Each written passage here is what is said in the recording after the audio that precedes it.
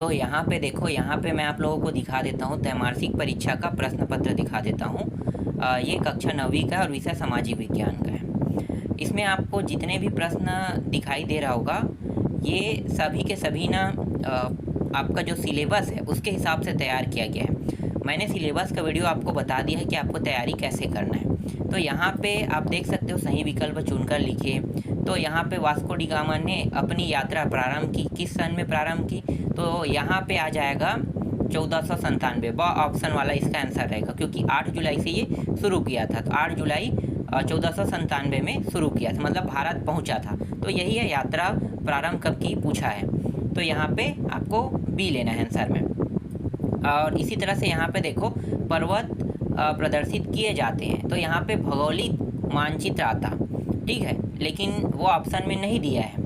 तो इसके स्थान पे आपको क्या लेना है? प्राकृतिक मानचित्र लेना है, क्योंकि भौगोलिक जो है ना, पर्वत, नदी, ये सब चीज़ को ध्यान में रख के बनाया जाता है। तो ये सब क्या प्राकृतिक है, तो प्राकृतिक दिया है ना, तो ये आंसर में रहेगा। मैं पूरा बुक छान लिया कि इसका आंसर क्या होगा, तो मुझे पता चला कि भौगोलिक और प्राकृतिक दोनों एक ही है। ठीक है, पूरा बुक पढ़ने के बाद पता चला ये। इसके बाद आगे देखो, दोहरी गणना करने से कुल उत्पाद वास्तविक उत्पाद से दिखाई देता है।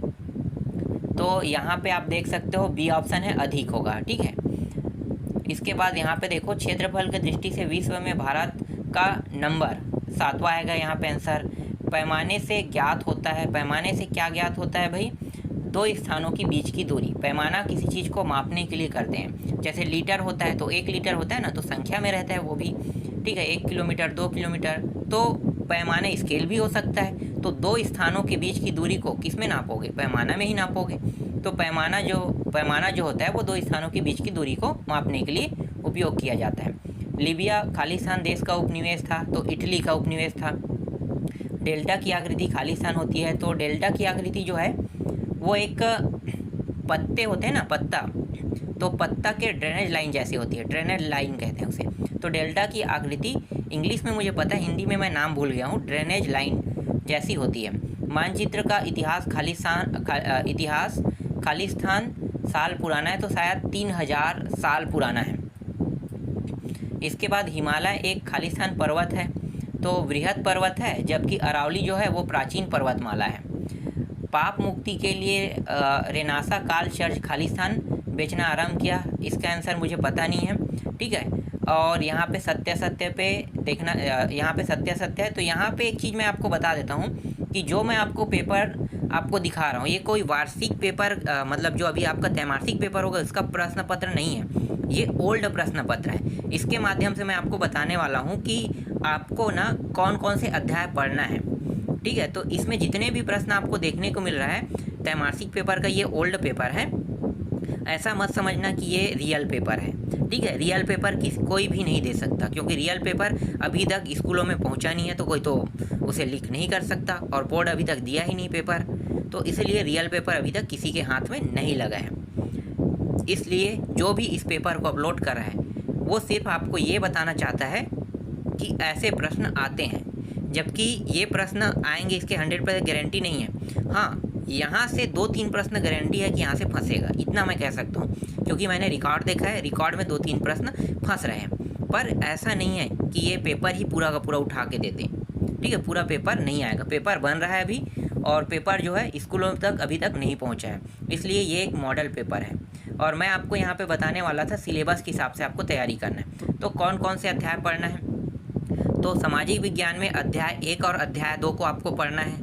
ठीक है, ये भूगोल का टॉपिक है ना, तो भूगोल में आपको अध्याय 1 अध्याय 2, सीधी सी बात है, आप बुक खोल लेना, अध्याय 1 अध्याय 2 को आपको पढ़ना है। उसके बाद जब आप इतिहास में आओगे तो 6 और 7 अध्याय है, तो 6 और 7 अध्याय को पढ़ना है।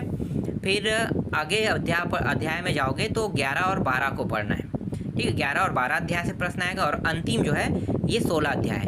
इन सातों अध्याय को पढ़ोगे तब इस मतलब जो जितने भी मैं आपको यहाँ पे प्रश्न दिखा रहा हूँ, बता रहा हूँ, ये पूरा का पूरा फॉर्मेट जो बोर्ड ने तैयार किया है वो इन सातों अध्याय से ही प्रश्न पूछा जाएगा। तो मैंने आपको बता दिया, इसी फॉर्मेट में आपका प्रश्न पत्र आएगा।